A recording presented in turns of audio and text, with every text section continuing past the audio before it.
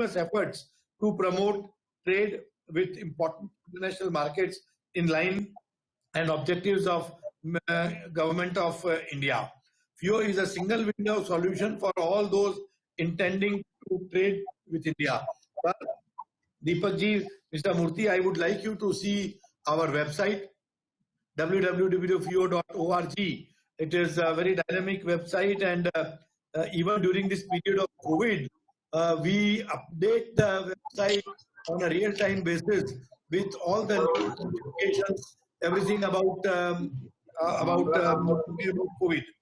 Friends, India and Africa have had a long and close cultural, and their ancient and modern histories have been well connected. Indian independence, the relations have been essentially peaceful, friendly, and empathetic.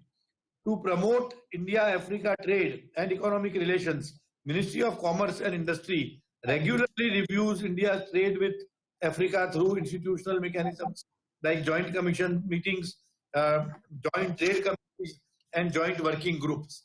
The FIEO is represented in quite a few of them. We also, sir, do trade fairs and buyer-seller meets in Africa. The trade and economic relations between India and South Sudan have been a steady growth in the last few years. India is fourth largest exporter to South Sudan, accounting for 5.2% share in their total import. So South Sudan is our significant trading partner. In my own company, I do remember importing cotton from Sudan at one time. The thrust areas of Indian exports to South Sudan are consumer and household goods, food items, pharmaceuticals, motor vehicles. Future prospects and investments and trade are encouraging, as India is increasingly being seen as an emerging economic power in the world and an important economic partner in Africa, both in terms of trade and investment as an alternate to the original interest in Africa region. As you are all aware, India has a significant presence in Africa through our NRIs and through the migratory labor that went about 100 years back. The two countries have several institutional dialogue mechanisms which are held regularly and at senior official and functional levels to exchange views on bilateral issues as well as regional and international cooperation. Here, I may also mention that India's total export to South Sudan reached $20.05 million in 2019-20, with a growth of 90.36%. It is one of the highest growth we've achieved with any country in the world. So as we can see, there is a vast scope of bilateral trade between India and South Sudan. However, we are very hopeful that many Indian export sectors will showcase their strength and capabilities in South Sudan.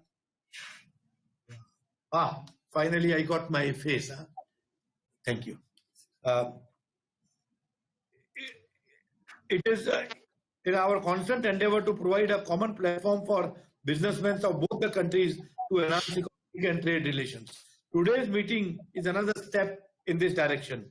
The main objective of this interactive session is to discuss the emerging opportunities and their further enhanced economic ties between India and South Sudan post COVID-19, and to develop the roadmap and strategies to be followed to enhance our trade and economic ties with Africa.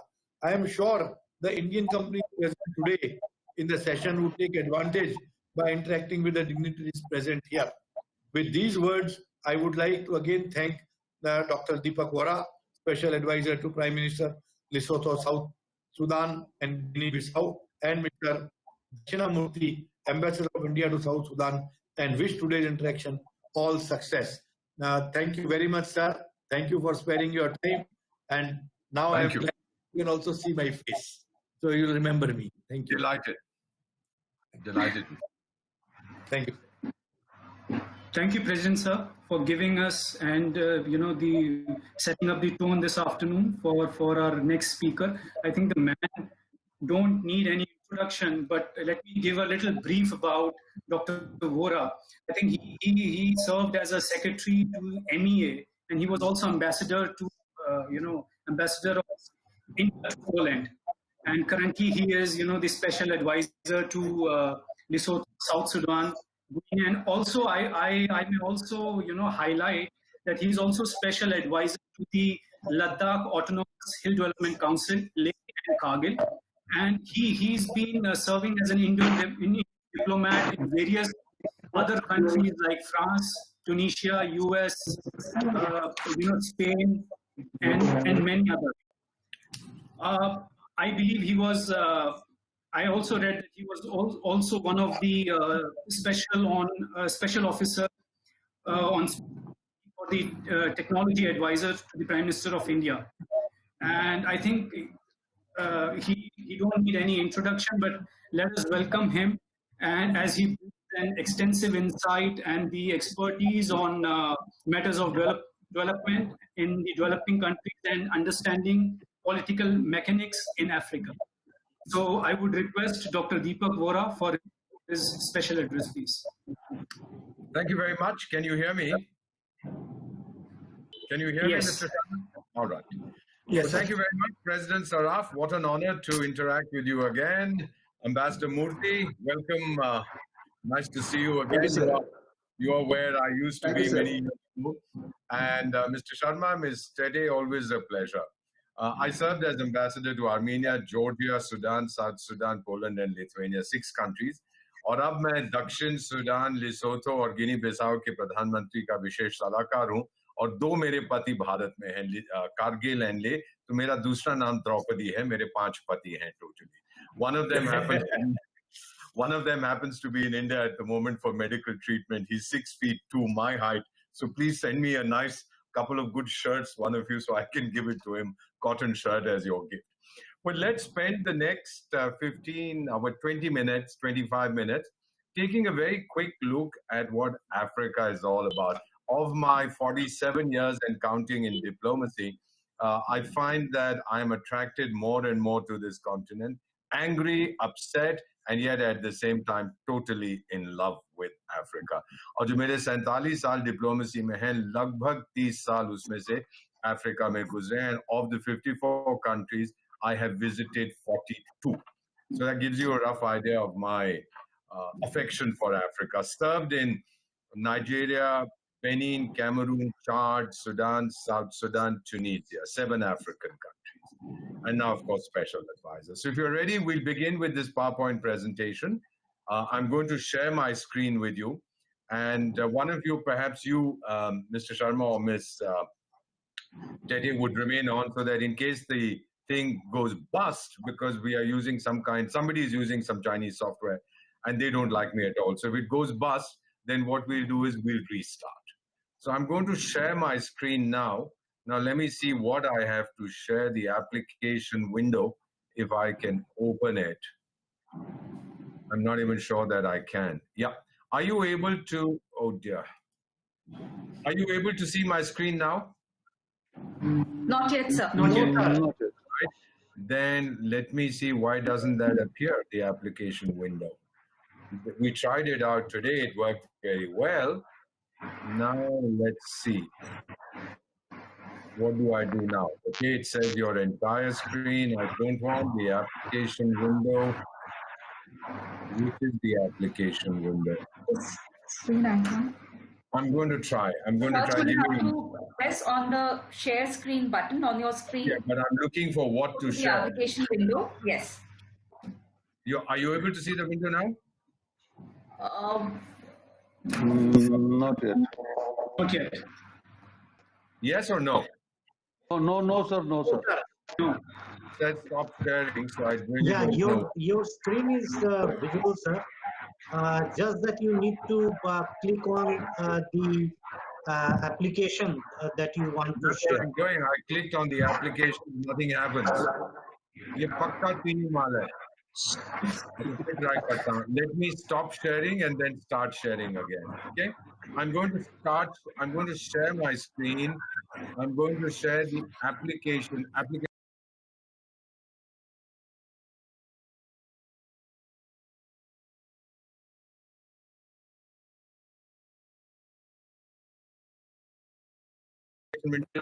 for a moment and then disappears. Let me restart the presentation. Shall I do that? Okay. Are you there? Are you able to listen to me? Can you hear me? All right, I can't hear you. Yes, sir. You are on. Yeah, Yes, sir. Yes. Okay, let me start this presentation again and then see if that helps. Perhaps it will, perhaps it won't. If it doesn't, I'll just see it myself and rush through the thing. You just have to imagine that you're able to see it. Let's start. All right, application, there we are, share. Now you should be able to see it. You see, ये ब्रह्मास्त्र है, सब कुछ को reboot कर दो तो चल पड़ता है. Okay, are you able to see this now? No. No. Yes, you are. Yes, now we will. Are you Yes, ready? sir. Yes. All right. So, ladies and gentlemen, everybody, this is my presentation. It's called Doing Business with Africa. You'll also hear some music in this. I'll try and slow it down. My name is Ambassador Deepak Vohra. I may be old, but I'm still very good looking. These are my contacts. That's my email and my mobile. Welcome to Africa, on to the past, which basically means that, as Pliny the Elder, the Roman thinker and writer, had said, out of Africa, always something new. Ye, for 15 seconds, ये map देखिएगा Africa का, it's sometimes called the mother continent, because it's the oldest continent in the world, and our ancestors have been living there for 50 lakh saal. And I can see South Sudan, you'll see it's up north. In fact, that line, Algeria, Morocco, Algeria, Libya, Egypt, etc., that's Arab part of Africa. And although Sudan claims to be Arab, but below that, after Malakal, a place in South Sudan, begins the African part of Africa. I've been dealing with Africa, and I've had conversations with over 1,000 people, business leaders, etc. So this is based on it. Here's your perspective. 9 times the size of India, Africa, same population as India, and 4/5 of India's GDP. It's the world's poorest inhabited continent.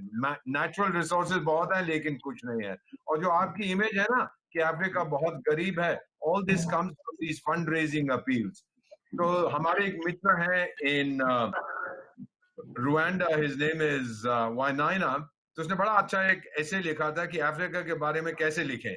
मैं बोला कि आप spiritual हो, compassionate हो, title में लिखो darkness, safari, अगर photo देनी है तो AK-47 दीजिए, नंगी औरतों के दीजिएगा, and if you have to have an African, get a Maasai और अ ज़ुलू और अ डोगोन फेलो, और बोलिए that your heart cries for hungry people suffering etcetera and you are moved profoundly, और आपकी आत्मा को दुख होता है ये सब देखकर, और फिर एक नेल्सन मंडेला का कोट कर दीजिए और बोलिए आई केयर फॉर अफ्रीका, घर जाके अपनी बीफ स्टेक खाइएगा. What is the issue that Africa faces? You know, these are economies that are recovering in many cases, 40 out of 54, from conflict. इसमें क्या होता है? Institutional capacity नहीं है इनके पास. Corruption जबरदस्त है. Climate of mistrust, informality, ये आप समझ जाइएगा. The whole structure is very informal. और जो savings हैं, हमारी savings rate in India is 46%. Africa is 3%. Because they are diverting savings into survival. वो बैंक में क्या रखेगा? उसको तो जीना है, खाना है. And then of course there is disease, there are, you know, the health budgets of the states have gone, economic recovery is very, very poor, education, forget about it. Look, Africa में 10,000 states, polities होती थी. These were, you know, what would you call them? Kingdoms. They were chiefdoms, and they are compressed into 54 states. And 200 coup attempts, 200 successful or not since 1960. Togo में हुआ था 1963 में, and these have been in 40 countries, which is 75% of Africa. ये हकीकत Africa की है. शर्मा साहब, मेरी आवाज आ रही है आप तक? Yes, sir. Okay, ये हकीकत याद रखिएगा. Now, 9 out of 10 Africans in the area that you are talking about, sub-Saharan or Black Africa, they are in what we call the informal sector. Casual, self-employed. I mean, their purchasing power is very, very limited. African identity क्या है? सबसे पहले मेरा परिवार, उसके बाद मेरा गांव, उसके बाद मेरी ट्राइब। अरे हाँ, मैं तो नाइजीरियन भी हूँ। मैं जब सूडान में था तो मैं कहता कौन है भाई, I am from the Dagesh family, okay, I am from Alkasa village, okay, I am अनाबा Arab, oh by the way I am also Sudanese. So ये जो हम लोग कहते हैं we are Indian first, in their case the national identity comes in the end. दो Africa हैं, Arab Africa and black Africa, one together. और दोनों में क्या चाहते हैं, they want immediate satisfaction of their needs. There is some disturbance coming at the back. Somebody might need to switch off their microphone so that I don't get disturbed. There is some noise coming from the back. So just see, in fact the noise is increasing.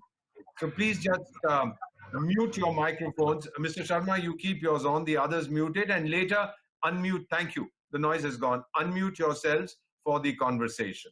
So what are these African values? सबसे चीज याद रखिए, गरीब हैं but फिर से आना शुरू हो गया. Tremendous sense of honor and self-respect. You know the African concept of Ubuntu, कि मैं एक, मुझसे बहुत बड़ी एक हकीकत है, the greater whole. I belong to that. और आप दूसरों को जब ह्यूमिलिएट करते हैं तो मुझे दुख होता है. You try criticizing a South Sudanese in the presence of another South Sudanese. The other South Sudanese will say, shut up, don't criticize this guy, he's not here. This is their feeling of Ubuntu. विदेशी, suspicion, I don't like you. क्योंकि आप लोग जब आए थे यहाँ पर तो उस वक्त I was working on the land. तो गोरा आया बाइबल लेकर, and I owned the land, he had the Bible. फिर उसने बोला आंखें बंद करो, let us pray.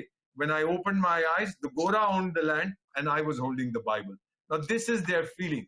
Very strong commitment to land, respect है, उम्र के लिए बहुत इज्जत करते हैं. And then the fellow from the village, जो शहर में आके बड़ा हो जाता है, बड़ा आदमी बन जाता है, big man, तो वो पूरे गांव वालों को कुछ देगा. उसकी जो तनख्वाह है तो वो 2 महीने की दूसरी तारीख तक खत्म हो जाती है. उसके बाद क्या करेगा? There is this belief, you know, we call it in English atavism. अरे हमारा तो जो पास्ट था, हिंदुस्तान में भी हम वो अखंड भारत की बात करते हैं कि बहुत वो तो रंगीन था, इट वाज गोल्डन, और फिर ये आइडिया है कि भविष्य भी बहुत चमकेगा. So there is a lot of optimism. तो वो क्या करते हैं कि स्लेवरी एंड कॉलोनियलिज्म, ये इससे लड़ते हैं. You will see that they dress very fashionably. ये बातें बड़ी ऊंची ऊंची करेंगे और लंदन, पेरिस, न्यूयॉर्क से सबसे महंगे कपड़े ला के पहनेंगे और जो लेबल है प्राइस का वो भी नहीं हटाएंगे. और जब भी मैं जाता हूं, मेरे जो 3 बॉसेस हैं कहते हैं भाई ब्लू लेबल स्कॉच लेके आना, उससे कम तो बात नहीं कर. Now I want to just spend a moment with this magnificent country called Mali. ये माली, मैं अपने गार्डनर की बात नहीं कर रहा. You've heard of Mali. And just very briefly to give you an idea, it's in turmoil right now, today, on the 20th of August as we speak. Look at the case study. Look at where it's located. एक तरफ Mauritania, Algeria, Niger, Burkina, Guinea and Senegal. ये उसके पड़ोसी. It's a butterfly-shaped country. I love it. I've been there many times. अभी जिस राष्ट्रपति को जूता मार के बाहर निकाल दिया, अभी तो शायद जेल में है. I'm told he's still alive. We don't know. He is a very close friend, IBK, Ibrahim Babukar Keita. Now, what we are looking at here, drug trafficking. एक former drug runner बोला, everybody in Timbuktu, by the way, जिसमें हम मजाक करते थे ना, Timbuktu is a place in Mali. कहता है everybody knows who's involved in drug trafficking. और जब सरकार यहाँ पे आई थी पिछली बार 1 साल पहले, तो जो ड्रग ट्रैफिकर्स हैं उनको 36 ब्रांड न्यू 4x4s दिए थे. लोग, उन्होंने एक डैम बनाया था 2001 में उसने बिजली पैदा शुरू करनी, और वो डैम बना था 1985 में, और 15 साल के बाद चालू किया, चलना शुरू हुआ. फिर वहां पे फैमिन हुआ, लोकस्ट, ये जो टिड्डियां हैं ये आके खाना खा गए. There have been military coups. और जब गद्दाफी मारा ना 2011 में, जब वो गिरा, तो उसके बाद ढेर सारे मालियन मर्सनरी सोल्जर्स थे.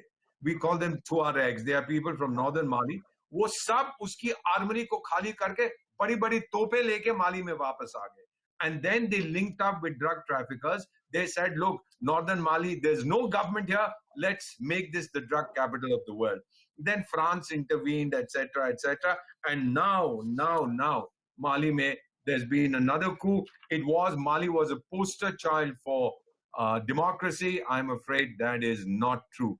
18 ton cocaine transits through West Africa every year. कहाँ से आता है ये कोकेन? तो बनाते नहीं है. Colombia, Peru, Bolivia. Gentlemen, sons and daughters of India, understand this. Latin America से Boeing plane में आता है. 2009 में plane crash कर गया था. They found heavy traces of cocaine. It was carrying 10 tons. Cocaine कहाँ गया किसी को मालूम नहीं है. 15-20 Europeans को पकड़ा who were involved. They were released subsequently. Latin America से cocaine comes to Mali, from Mali to Algeria, from Algeria across the Mediterranean to Europe. पुराने दिनों में cathedrals in the middle of African towns, अब shopping malls, young people go there. Factory कोई भी नहीं है. Look, there's tremendous return on your investment in Africa. High risk, high reward. 1.5% दुनिया की जो मैन्युफैक्चरिंग कैपेसिटी है वो अफ्रीका में है.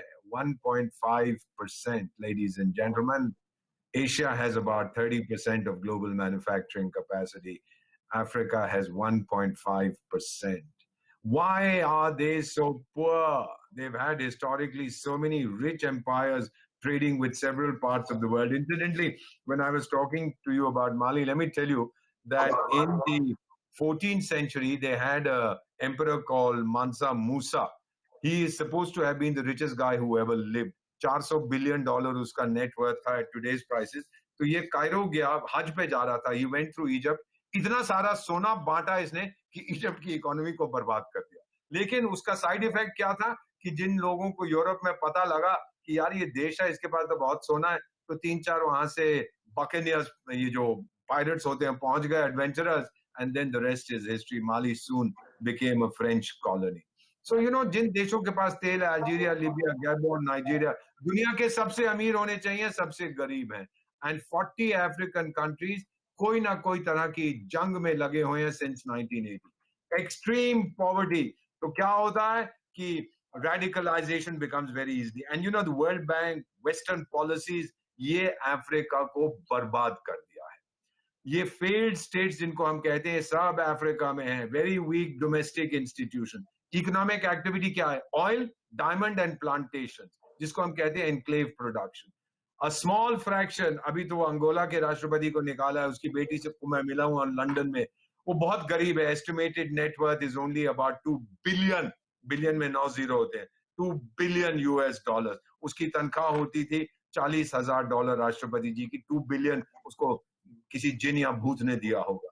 And these people become wealthy by dealing with multinational oil and mineral companies. यहाँ जो अंतरराष्ट्रीय मदद आती है वो खा जाते हैं. Look, what is the media image? Aimless violence without any motive. Transparency International कहता है it's the most corrupt region in the world. और 10 सबसे ज्यादा जो भ्रष्ट देश हैं, 6 उसमें से अफ्रीका में है. जब से ऑयल नाइजीरिया में आया था 56 में, गवर्नमेंट ने 2 ट्रिलियन में 12 जीरो होते हैं in revenues. And today, most Nigerians live on less than $2 per day. आप समझ लीजिए पैसा कहां जाता है. And then you have this image, ये जितने हैं buffoons, absolute jokers, Bokassa, Idi Amin, Mugabe, Banda, Muammar Gaddafi, Joseph Mobutu, झगड़े होते रहते हैं. 10 million refugees, internally displaced people, भागते हैं जहां भी ये जा सकते हैं. मई 2000 में इकोनॉमिस्ट बोला Africa is a hopeless continent. 2010 में जब लगा कि कुछ ब्रिटिश कंपनियां वहां बिजनेस करेंगी तो बोला ब्राइट स्पॉट. फिर 3 साल के बाद बोला होपफुल कॉन्टिनेंट. अभी पिछले हफ्ते बोला था होपलेस कॉन्टिनेंट अगेन. जब कुछ नहीं बनता तो इमेज भी उसकी उसी तरह से जाती है. You know, the population of Africa, half of the population is under 25. The average age in Africa is 19. Median जो है उसका मतलब आधी जनसंख्या उससे कम. हमारी 28 साल है, अफ्रीका की 19 साल है. क्या करते हैं? बच्चे पैदा करते हैं. क्यों? उनसे जाके पूछेगा. 3000 tribes, 2000 भाषाएं बोलते हैं. So how do you do business? How? There's total, you know, diversity. How do you deal with this continent? First, plug into local networks. Find a big man. ये big man syndrome बहुत बड़ा है. Ambassador Moorthy is referred to as the big man by his South Sudanese staff. कोई बड़ा आदमी है. Very profile. Sorry? Indians are trusted much more than any other nationality. There is a blowback against the Chinese. And if you have to ship your goods, please, full advance payment. Remember, in Africa, there is this victimhood mindset. भाई गोरे ने आके मुझे exploit किया, मैं तो victim हूँ, और फिर क्योंकि आपने मुझे exploit किया, अब आप मुझे मदद करो. It's my entitlement. Pay back time to the foreigner. अगर आपका कहीं कोर्ट में केस फंस जाए, take it from me, 99 out of 100, the courts will favor the local person. They, even though the local people don't trust their own institutions, but when push comes to shove, they will gang up. Top priority Africa की होनी चाहिए food, human resource, health, infrastructure. लेकिन क्या चल रहा है? Insurgencies, radical movements, etc., etc. Africa को $50 billion हर साल मिलते हैं in मदद. 50 billion, 9 zeros. 2 to 3 times that amount goes out of the continent for safe havens. ये जो गालियां देते हैं ना अफ्रीकन्स को, फ्रांस में जाके देखो, 40 अफ्रीकन प्रेसिडेंट्स ने वहां पर जो on the Costa del Sol, like the sun coast of Sudan, they have these magnificent villas. Paris में जाके देखिए, सबके बड़े बड़े 8 बेडरूम के अपार्टमेंट्स हैं जिनकी कीमत 30-40 मिलियन डॉलर है. उनका पैसा ले लेते हैं to sustain their property market, लेकिन फिर उनको गाली भी देते हैं कि आप बहुत भ्रष्ट हैं. और कोल्ड वॉर के बाद जो हथियार वहां पर मिलते हैं, when I was ambassador in South Sudan, we had to recover weapons from the people. We even found anti-aircraft guns. Happy birthday. So what is constraining Africa's development? Incompetent governments, etc., lack of capital, tribal conflicts, etc. You know, the former colonial powers, France, UK, and Belgium, they still have a lot of influence. आप जो मर्जी करिए, इनका बहुत influence है, because their former colonies are aid dependent. 3 चीजें याद रखिए सर, अगर अफ्रीका में धंधा करना है. Patronage, the big man. Second, persistence.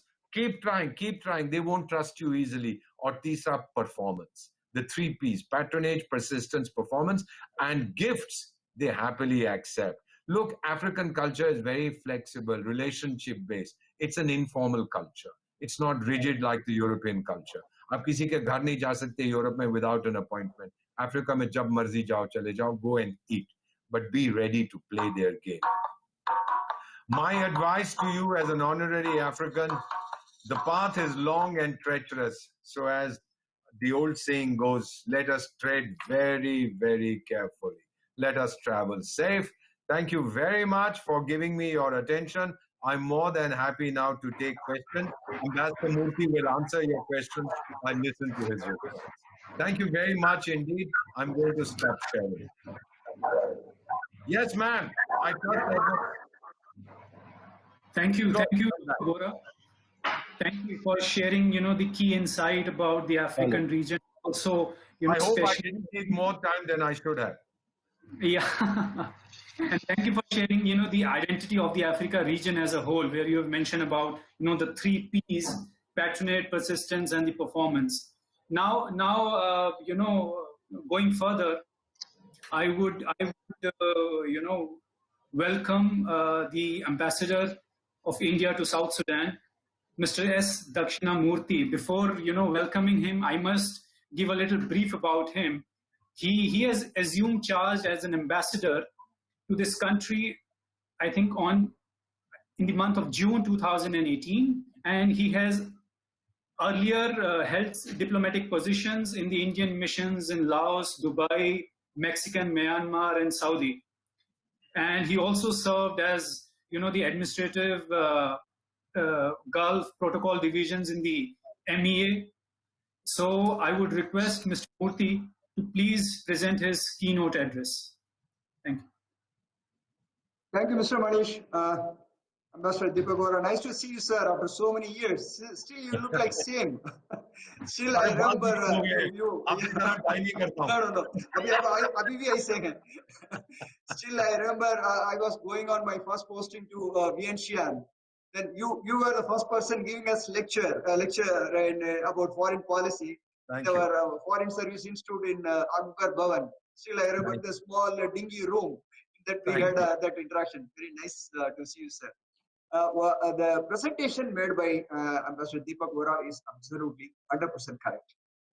Whatever the points he mentioned, that is they are exactly followed in South Sudan also. The big man patronage is very, very important for doing business in this country. Ambassador Deepak Vohra knows South Sudan more than me, though I am only 2 years in South Sudan. But because he was one of the person brought South Sudan into existence, still so many people remember him. Ambassador Deepak Vohra, I'm correct. You are absolutely right, Ambassador. I carry in my right knee a bullet fired into it by the rebels when I was protecting President Salva Kiir. I haven't taken it. I have a souvenir of South Sudan in my right knee. I limp. Yes. You all may be knowing a little bit about the freedom struggle of South Sudan. They fought for more than 50 years to getting separation from Sudan. In the year 2011, at last, on a basis of referendum, the South Sudan succeeded from Sudan. They got their independence on 9th July 2011. Our former Vice President Ansari, he attended the celebrations in Juba. We opened our first consulate in the year 2011. 2007 October, we opened the consulate. Then after the independence, we were one of the first countries recognized as South Sudan as a sovereign country. Then in October 2012, again, our embassy have been upgraded as a full-fledged diplomatic mission in South Sudan. For 2 years, only that's 11 and 12, they had a very good time at the time. In those two golden, South Sudan is called it as a golden period. South Sudan pound was 3 pounds equal to $1. See the thing, how rich they were in those days. Now today's this thing rate, it is 190 SSP equal to $1 official. The black market, it is more than $450. And what does a kilo of beef cost? A kilo of durra? Which one, sir? A kilo of durra. Sir, it's reached, sir, more than 1,000. Today's news, the central bank is unable to control the degradation of their currency. This is the situation of South Sudan as of now. As Ambassador Deepak Vohra mentioned in his presentation, all their money, petrol revenue, they have very good petrol resources. Most of them were sucked out by South Sudan. Now only something is left out for South Sudanese. Though they have some resources in the northern part of the country, Unity State, Baluch and other places. But the South Sudanese, unfortunately, they don't have any means to transport or export their crude directly to foreign countries. All along, they are completely depending on Sudan for the transportation of their oil. Only from the Port Sudan, all their oils are exported.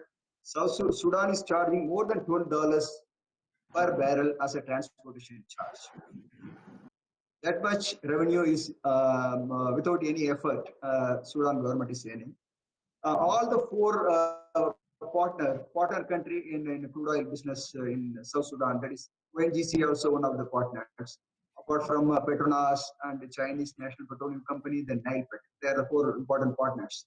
Now, after the pandemic, the price of crude also has gone down very drastically. Now the country is in great turmoil. They are unable to get any other revenue apart from that. They were completely depending on oil revenue.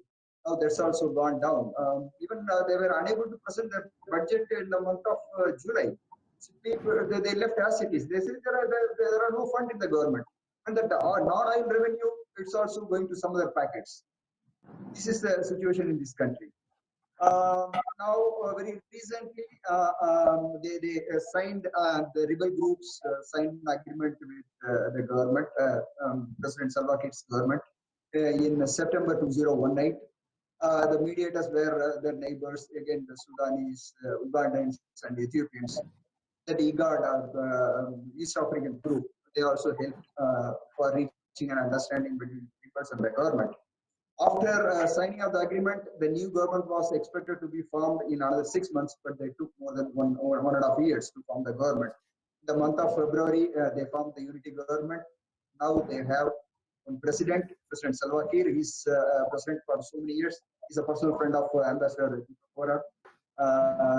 Now they have five vice presidents. It's a record, I think. Nowhere in the world, any country having five vice presidents. But South Sudan has five vice presidents. The first vice president is Dr. Riek Machar, the main rival of President Salva Kiir. They reached an agreement, slowly the government started moving. Again, the pandemic has come up in between. They are unable to manage the economy because they don't have the resources. This country is completely depending on donors' largesse. On the basis only that the country is spending. Because of the NGOs and UN organizations, they are keeping this country alive. Because of their support, the people are alive in this country. Almost out of the 12 million population, almost we can say half of the population gone out of the country as a refugees. Then so many people are in IDP camps run by UN organizations. After signing of the agreement, government is encouraging people to come back, but nobody is very reluctantly. People are returning to the villages. To take some more months and we can say years for the things to get stabilized in South Sudan. Now, for the UNOS Ambassador Deepak Vohra mentioned about arms, illegal arms in the hands of civilians. Really, it's very, very dangerous situation. Civilians have more arms than the government forces in this country.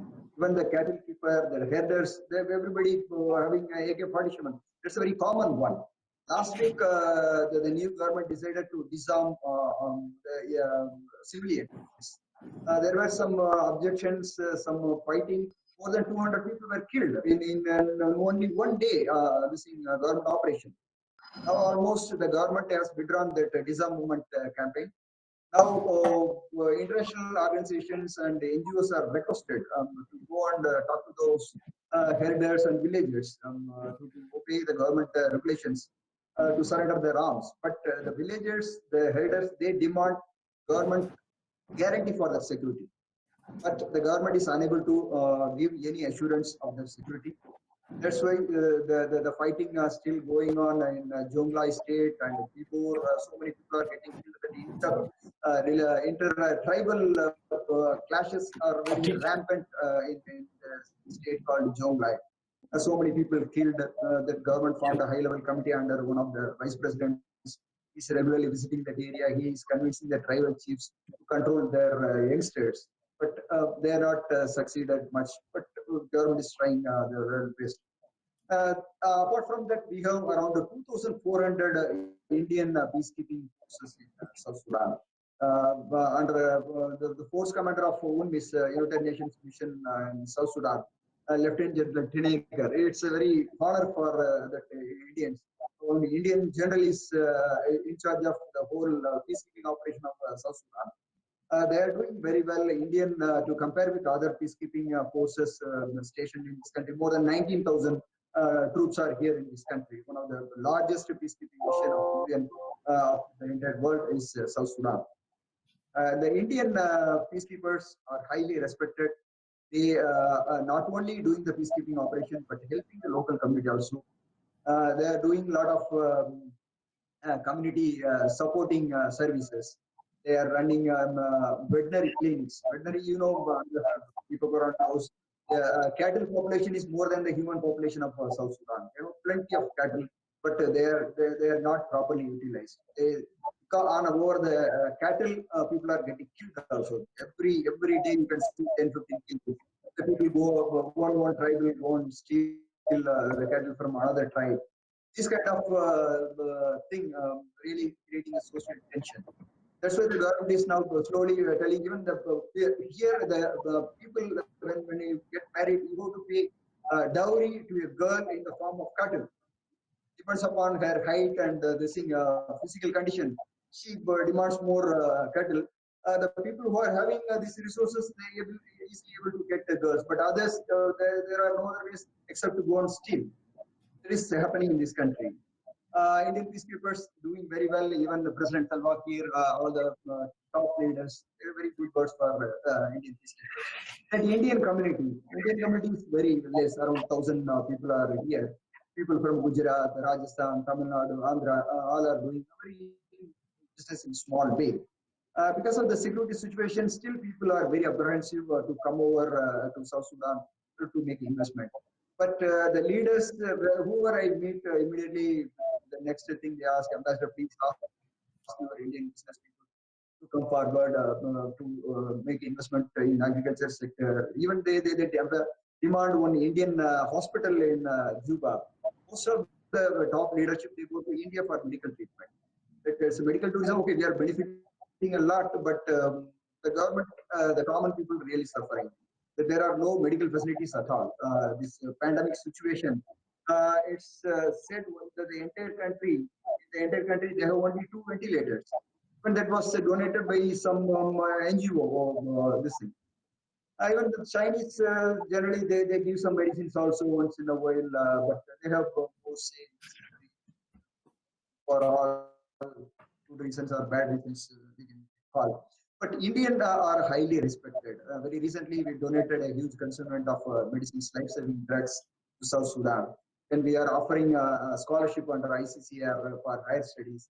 We are offering capacity building training courses under high tech. More than 240 slots we offer to South Sudan every year. All are getting filled up. Not a single seat is left vacant. That kind of support we are extending to South Sudan. Apart from that, our investment in the hydrocarbon sector by ONGC. But we are not getting whatever we invested. We are not getting that much return for our investment. But we are trying our level best. About doing business with South Sudan. This is now the situation is improving, but we have to give some more time for this country to get stabilized. After that, we can either FIEO or chambers, they may think of sending their delegations for an interaction with the local business people as well as local chamber of commerce. On the other day, I was meeting that the Minister of Commerce, the new person. Okay, he has some idea of the business, but his bureaucrats, the Commerce Secretary and other people, they are not very forthcoming. They are not very much positive about the things we turn very quickly in the country, which could attract a lot of foreign investment. Still, everybody is keeping their fingers crossed. They are waiting for it, the situation to improve. Still, the leadership, the top level leadership, they have some differences, but the international community is putting pressure on them in the name of the welfare of the common man. They are suffering a lot. The literacy rate is very poor. Really, people are suffering a lot. The flooding situation, the recent past, that's also affecting very severely. But the country is pulling along. But it has a lot of opportunity for India. It has very they have a lot of natural resources. I met on the day that the Minister of Mines. He requested Indian help for the geographical mapping of the country. No mapping, Ambassador Deepak Vohra knew very well.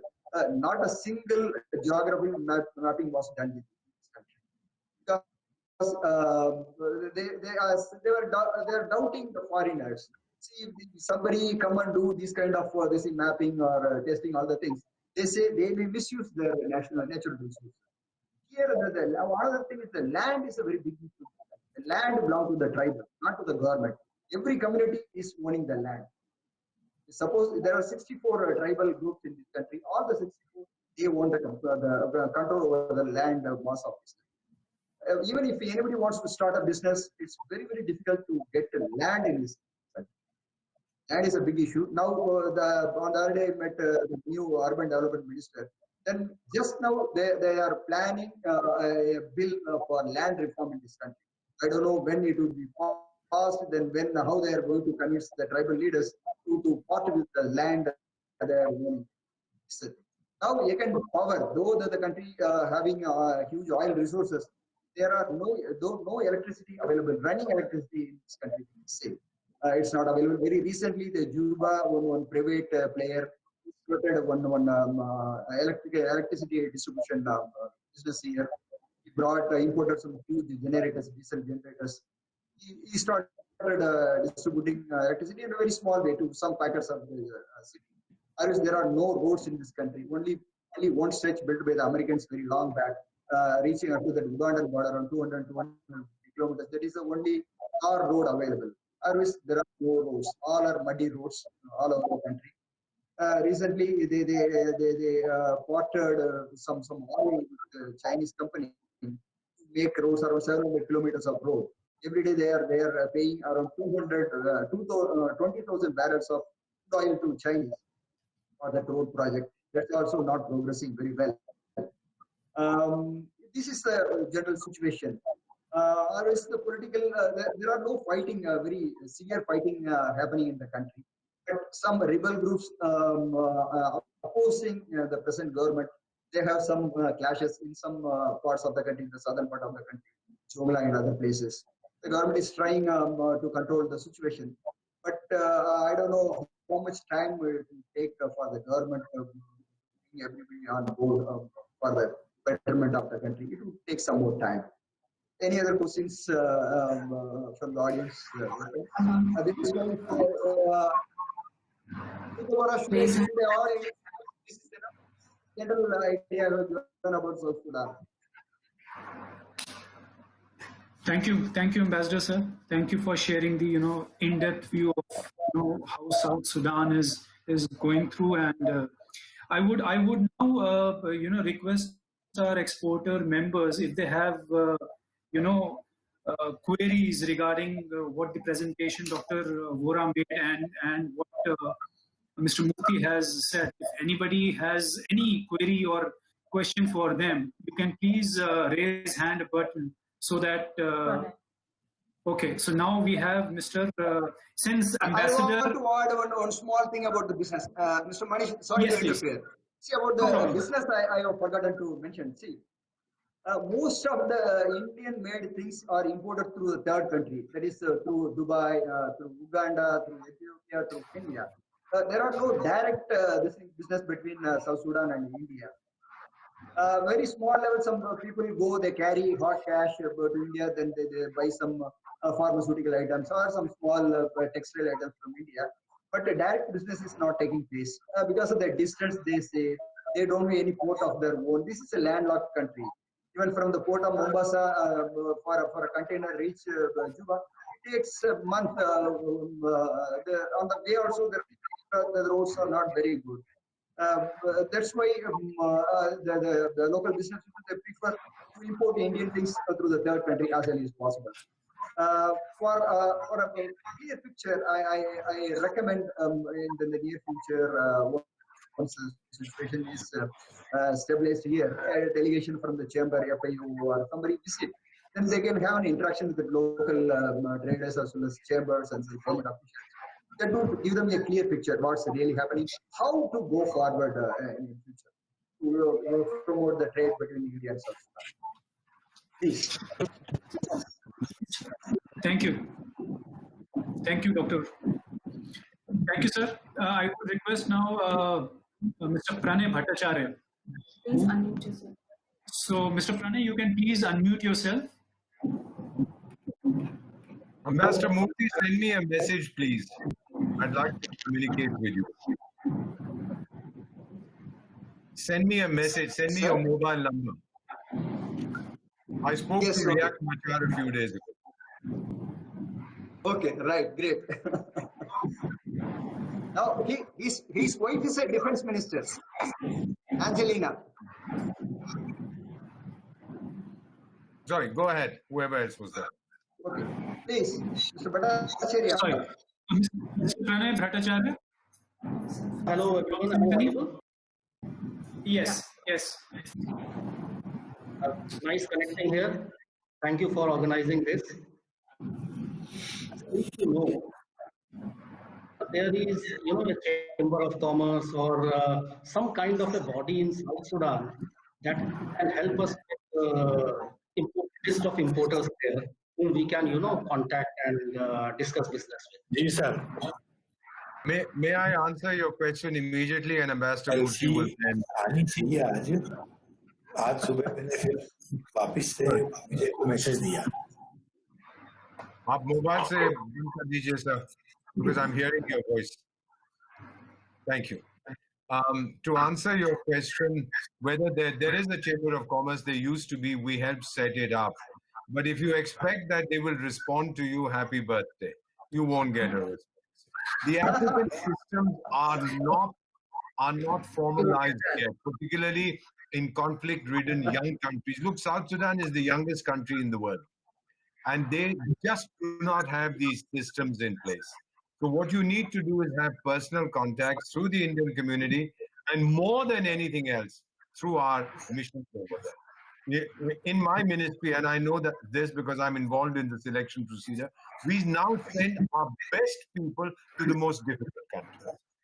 So feel free absolutely to be in touch with people like Ambassador Dakshina Moorthy, because they will guide you. They have the network. Plug into a local network. Don't seek to create your own network. It's not going to be very big. Right, right. Well noted. And Thanks. Mr. Bhattacharya, sorry, this is Ambassador Deepak was correct. Though they have a national level Chamber of Commerce, but it's in defunct level. I visited their office. It's a really in shambles. See, they don't have a computer. How do you expect them to have statistics? Government officials, they don't know any statistics at all with them. How much the things are going out of the country, how much they are importing from other countries. They don't have any authentic and reliable data. And how can we, a few days ago, that Central Equatorial Chamber of Commerce, the delegation came and met me. We're discussing the same thing. I asked them, do you have a list of importers? We don't have, sir. Exporters, we don't know. What are you exporting? We don't know. What are you importing? We don't know. See, this kind of situation is there. Even if there is any commercial dispute, nobody can help you. This is the situation. Though they claim they have a very big organization called South Sudan Investment Authority. It's headed by a PhD man who returned from India. He really is helpless. This is a situation, but for all these things, it will take time. Even you cannot believe that local Chamber of Commerce, they were asking me to donate a computer for them. See the situation. Right. See, personal level. If you want to export something, please contact us. I will connect you with some Indian businessman. They are a little bit reliable. The reliability is very, very important in this country. Some people, okay, you can manage. Others, even they import, they vanish. You cannot trace them also. There is no mechanism, no technical thing to trace. Even the security authorities will not help you to trace. This is the situation. But I am highly hopeful the situation will definitely change. We are here. Okay, if you need any help, definitely Indian Embassy will be with you. Thank you. Thank you very much. I would request Mr. Pranay Bhattacharya to write to FIEO and we can forward the request to Ambassador Moorthy. Will do, Mr. Ita. Next we have Dr. Anand Srivastava. Yeah, good afternoon, Deepak. You're my senior from school. And good afternoon, Ambassador Dakshina Moorthy. What I understood from both the presentations is that the best way to approach this geography is that we write to the Indian High Commission with to make the introductions. And as far as the commercial terms are concerned, it is only through confirmed letter of credits or advance payments. This is what I have understood, and please kindly confirm if my understanding is correct. One of the companies in my group. You are absolutely correct. Absolutely, thank you very much. One of the companies in my group is into hand sanitizers and other things, which currently are, because of COVID and other things which are there. What is the situation of Sudan as far as the such products is concerned? If you might be aware. Thank you. Dr. Anand, this country, as I mentioned in the beginning, it's living on donations. I was told by that health secretary, that undersecretary health, since 2011, they haven't not even imported a single strip of paracetamol into this country.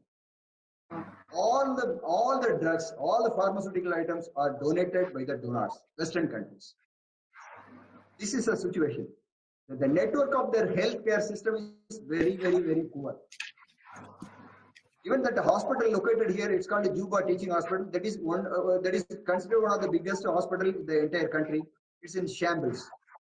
Even we are thinking of building one psychiatric hospital. It was conceived during Ambassador Deepak Vohra's time. Even they are unable. It was very long back. Even they are unable to give us a piece of land to start the construction of that hospital. We pledged $5 million very long back. This is the situation. All the medicines are donated by foreign countries. These countries doesn't have any resources at all. They are not allocating any fund for health sector. I was told that the entire budget, only 1% is allocated for the health sector. Even that goes into their salaries. The agriculture, the government, budgetary allocation is 0.002%. Then you can guess very well. No money is going into agriculture. No money is going into education. The same in health sector also. This is the situation. Okay. Only some private players, they are importing pharmaceutical items from Gujarat and Mumbai. If you want anybody, then I will connect them with you. We shall look forward to contacting you and exploring it further. Thank you very much. Please. Thank you. Thank you, Dr. Anand.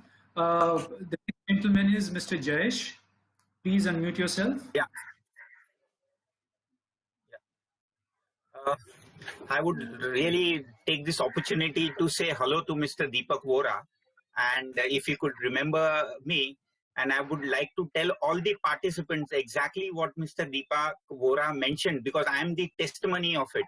Mr. Deepak Vohra would have probably not remembered because he meets so many. In 1999, he was the Spanish ambassador in Madrid, and I happened to visit Madrid during that time. I'm the first Indian company to sell stainless steel utensils in Spain. And I like to tell all the participants that Mr. Deepak Vohra took special efforts. He engaged his office staff. The currency that time was not euro, it was pesetas. He gave me some pesetas. He told that we'll take care of it later. He gave his office secretary, Miss Jenny or something. He gave the office car. He told me, go everywhere, take the list. The Spanish people who were not speaking so much English that time, and believe me, I'm one of the prominent exporters of stainless steel houseware to Spain as of now, even today. So special thanks to Deepak Vohra. And not just that. At around 6 o'clock in the evening, he again called me back to check, what are you doing, Jayesh? You must be around all the time. I said, yeah, I'm finished. Come home to my house, come home to have dinner. And I had a hot Indian dinner at Deepak Vohra's house in Castellana. and Deepak Vohra, just to remind you, who was the guest that time at your place? Rajdeep Sardesai and his wife Sagarika. Oh, if you remember, it's way back 1999. I do now. So yeah, so it's really nice. Thank you. And I tell all the participants, the Indian embassy way back in 99 was working that much. Imagine now, like how Mr. Deepak Vohra said, our people are really working hard. So good opportunity. And I again would like to remain in touch with Mr. Deepak Vohra, just to thank all the time. How could I remain in touch with you, Mr. Deepak Vohra? I had flashed my mobile. See, my name is Deepak Vohra. My email is thedeepakvohra@gmail. The Deepak Vohra. Yeah, and spell it correctly, not in your Gujarati style, but Vohra is VOHRA. thedeepakvohra@gmail.com. Right. And how could I otherwise? My mobile is very simple, but send me a SMS before you call, because my security guys say that I should not answer the phone if I do, because of my Ladakhi business. The mobile is 8585. Yeah. 99.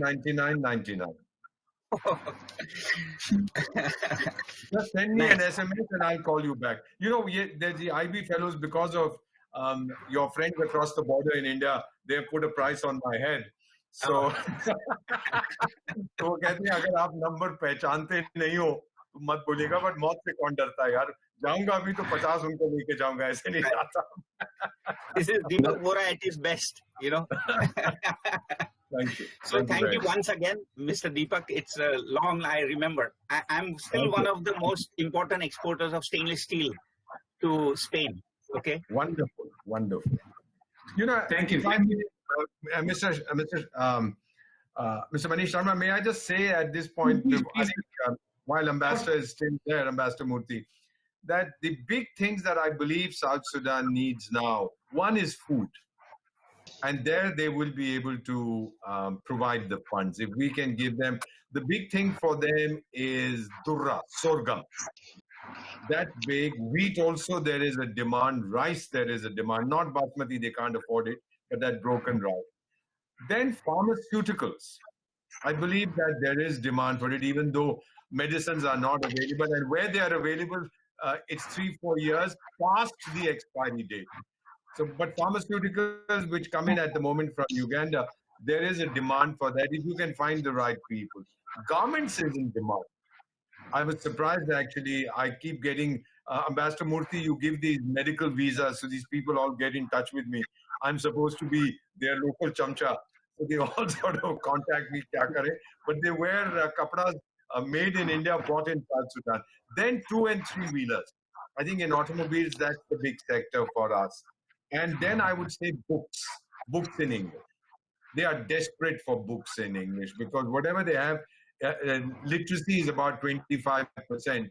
So whenever, I haven't been there in 2 years, but when I go there, the fellow sees my thing and I go to see the president, he sees my ID card. So I ask him, kya dekh raha hai? Padh raha hai? Kehta nahi, photo dekh raha, padhna nahi aata. So that's the sort of thing we have over there. But yet, you know, as Ambassador Moorthy rightly said, it's a matter of time. You can't write off that country. They have tremendous capacity to make trouble in that area. So people do feel, and I think we are respected widely, partly because of the work that ambassadors have done. 250 scholarships we are giving every year for human resource development under the Indian Technical and Economic Cooperation Program. It was 100 when I was there. And as Ambassador has mentioned, it's completely utilized. In some other countries, we have scholarships that go begging. But for South Sudan, because that's their way to get out. And then in my time, I'm sure even now, I used to have a problem in getting the guys back. They would also say, we want to stay in India. So listen, guys, you can't do that. 1 or 2 of them, actually, the girls, they got married to Indian boys. And then there was nothing we could do because they got their OCR cards. They just stayed on. But this is just... And I believe that if you focus on this, the goodwill for India you can encash. Investment is not the right time. Let the situation stabilize. In the last 5 years, there have been 500 peace agreements. Most of them last for 5 minutes. For some reason, this one seems to be lasting. I know the Vice President, whenever you see Riyak Machar, give him my warm greetings. The fellow had serious problems when he came to Mumbai. We repaired his health. Please give my greetings to his spouse, Angelina Jolie, also. Sure, I don't know if Paul Manyang is still around, but say my hello. But, you know, use the network that the ambassador has built. Use this. Paul Manyang is the Interior Minister now. Okay. Just use the Interior Minister. And where is James Wani Iga? Is he still Vice President? Yeah, of course, he's a Vice President. Yes. I'm his special one of the Vice Presidents. We haven't been in touch for 2 years, but I'm his advisor. Say hi to him. Okay. So if you could think of pharmaceuticals, foodstuffs, garments, automobiles, 2- and 3-wheelers, books, and consumer goods, I believe that you would be on the right track. Right. One more thing I like to add. This is poultry products also in high demand in this country. They are importing all their chicken from Brazil. See, Brazil is, we don't know where it is located. From there, they are importing. We are very neighboring country. If anybody offers good price, eggs and chicken, definitely we will have a very good market. Please think of that one also. Thank you, Dr. Vohra and Mr. Moorthy. The next participant is Mr. Yash Agarwal. Please unmute yourself, Mr. Yash Agarwal. Yes. Yes. Hi. Can you hear me? Yes, we can hear you, sir. Yes. Yeah. So first of all, a very good afternoon to Ambassador Deepak Vohra and Ambassador S.D. Moorthy. A wonderful event today, and I was about to ask you the products, if you have knowledge of regarding South Sudan, which Ambassador Vohra already shared. I'm kind of a aspiring entrepreneur who's looking to export items out of India into African countries. So while you have already mentioned about South Sudan, with your experience in Africa, with your extensive experience in Africa, as a new entrepreneur, can you suggest certain products which I should focus on? Because the conventional products like rice and sorghum, there's a lot of traders, or there are a lot of companies who are already doing that, and they have a stronghold in expanding into new geographies. I'm looking for maybe some new product which is in demand. If this, let me answer by saying that nobody has a stranglehold on anything in Africa. There's always space for everybody. It's a continent of 1.3 billion people. And even if you look at the upper 5%, the upper 5 percentile, you are dealing with a lot of people. It's the elite that has captured the stake. In many, many African countries, they have the money. The African requirement first is health across the board. I'm talking of Black Africa. I'm talking of what we call Bantu Africa, Sub-Saharan Africa. This is of the 54 countries that are in Africa, in the African continent, 49 is Sub-Saharan Africa. Forget about Morocco, Egypt, Libya, Algeria, etc. The rest is all Black Africa, Sub-Saharan Africa. So pharmaceuticals, then their requirement is education. Books is a tremendous thing, and school supplies. I think if you can look at that, it would be something very good. IT, that again, they would be looking very much at importing on a reasonable basis. Let me also tell you I don't know how many people are still logged in. Have you any idea how many participants are here still? Ms. Tede, do we 48. know? 48. Sorry? 48. Okay. I just wanted to also tell you that don't believe this nonsense about China, that China has taken over everything. No, it hasn't. When I was there and I would come and address CII or FICI or whatever, they would be, China's building roads and ports and this and that. Why can't we do it? Well, happy birthday. Do you know what's happening to China now? We were very careful. Of course, I could have built a port. I could have built a road. I could have built an airport. But who's going to pay? I'm sure that some of you are aware of what's happened in Papua New Guinea, where I served. I opened a high commission there. The Chinese built for them a data center for $52 million. Huawei, this company did it. Suddenly, because of Indian brain, we told the Papua New Guineans, I said, what the hell? All your information is being sent to Beijing. So they promptly shut it down and told Huawei, get lost, we're not paying back that money. That's China for you. So, again, the Kenyan railway, Ambassador Moorthy will know about it, Mombasa to Nairobi. I mean, the revenue that they have generated is whatever was projected, divide that by 500. That is the revenue, the figures that the Chinese gave them. And then when the Kenyans turned around, the Supreme Court, the case is going on, said, this is rubbish, you've cheated us. So the Chinese, oh, sorry, we added a couple of zeros by mistake. I mean, is this some kind of a joke? So the Chinese do not have any kind of goodwill left for them in Africa. We have it. Because we've been giving support. $10 billion is our lines of credit. $10 billion is grants. I mean, included in this is lines of credit and grants. We are working with Africa very closely. If you see the African ambassadors in Delhi, they've all been hanging around for 10, 15, 20 years. They don't want to leave. They're so happy to be here. We're a very open and democratic, free society. The Africans are like that. They love coming to India. Medical supplies, apart from pharmaceuticals, medical equipment. This is another very big thing. And of course, then there are diseases like biliaria, bilharzia. Then they have whatever you get it when you go off in a pond with snails and so on. So they have a number of things that schistosomiasis, whatever it's called. So all these things you should be looking at and look at the opportunity. But there's no substitute for a personal visit. That's how you build your network. You have to make a personal visit.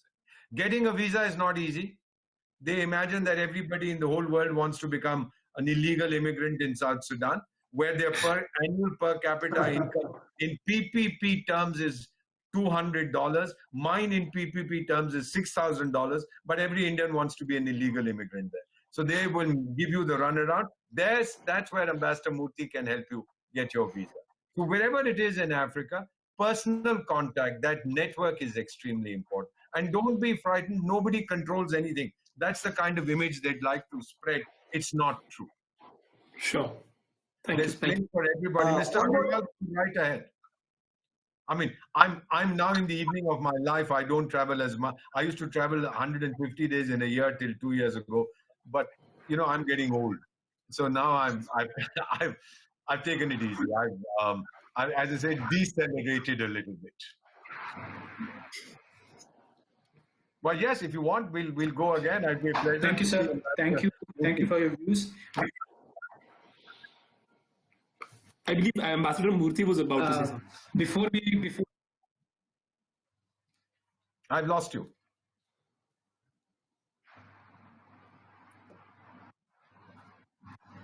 Mr. Yash, can you hear? Yeah, I believe Ambassador Moorthy was also adding on something. Thank you very much, Ambassador Vohra. I believe Ambassador Moorthy was adding something as well. Go ahead, Ambassador. Yes, as Ambassador Deepak Vohra mentioned, see, whoever building roads, airports, ports, doesn't matter. But the common man know what India is doing. They trust India. They trust Indian products. That kind of credibility we have. That is a nice goodwill we have in the entire African continent. That is a positive thing. Thank you. Right. Thank you. Before we move further, I think I would request if any of the participant has a question to ask to Dr. Vohra or Mr. Moorthy, you can please raise your hand.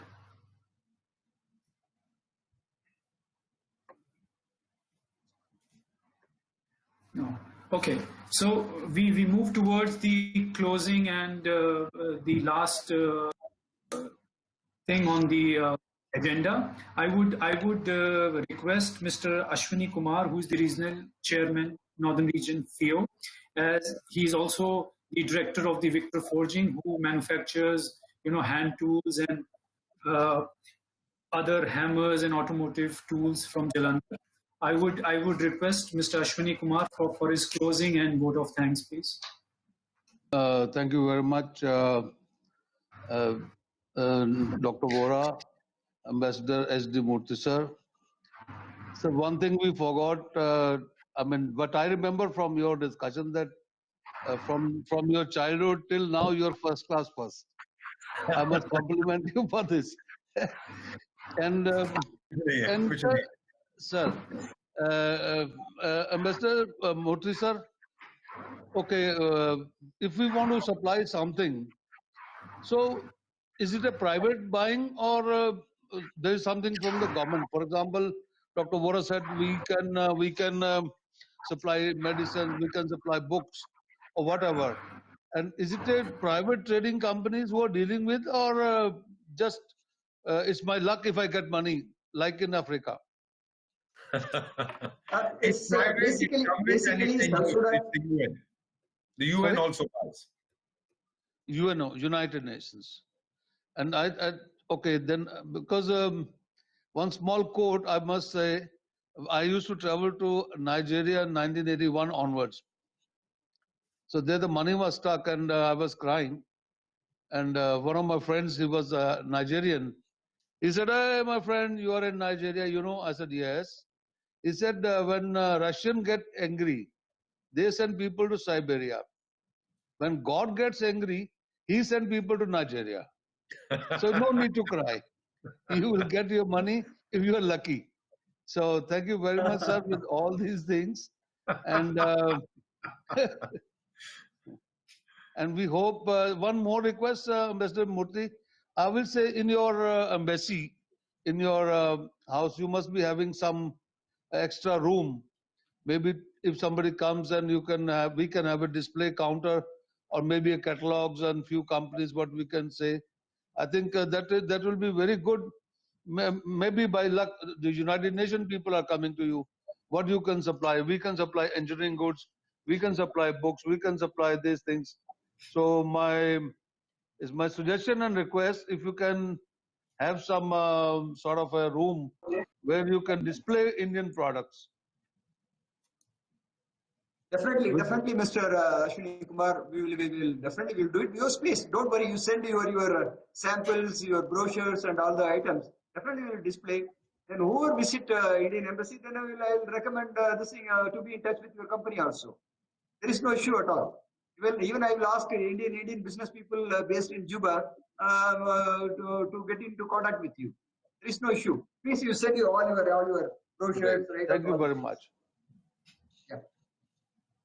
Thank you. And so we will also request all our members to send us the catalogs so that we can send it to the embassy, and there maybe, as our chairman suggested, we could have that displayed.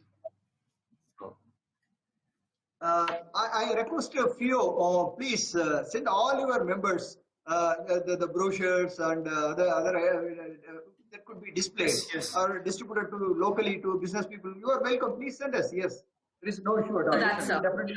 So FIEO has a very beautiful video coverage, which is updated every year. So my humble request to Mr. President to please make an arrangement to send. Sarab Sahab?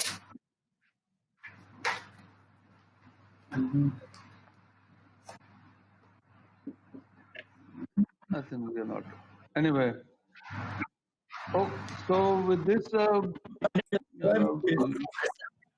we can say closure, huh? Now yes, Ashwini ji, your point Ji, well sir. noted. We had recommended last time when I was chairman FIEO, we had requested the Ministry of External Affairs that all our embassies must show our video during 26th January or 15th August or any such functions. You know, when there's a good gathering of the local businessmen and leaders of the community. This was being done, but this was a long time back. Maybe we can drive this in. Thank you. It's a good suggestion. Okay, sir. Thank you very much, sir. Okay, so Nirma ma'am, we go for closure. Thank you very much for everybody. Thank you, Dr. Thank Vohra. you so much. Thank you. For this session. Thank you very much. Thank you very much, sir. We now end this session, and we hope to meet soon, sometime, someday, and some months after. Thank you very much. Thank you all. As soon as we Just kill the in virus. case you want Yes. to connect to the. Yes. Thank you. Thank you very much. Thank you, Mr. Moorthy. Thank you. Bye-bye, sir. Thank you. Thank you. Ambassador, get in touch with me, Ambassador Moorthy. Yes, sir. I will send you my number. Yes. Thank you. Thank you very much. Bye-bye. Thank you so much. Thanks to people, all the members, all the members. Thank you Keep so up much. the Thank good you. work, Ambassador Moorthy. Keep it up. It's a nice interaction. Really, it will be remembered. Please, FIEO, ask your members to send me all the brochures.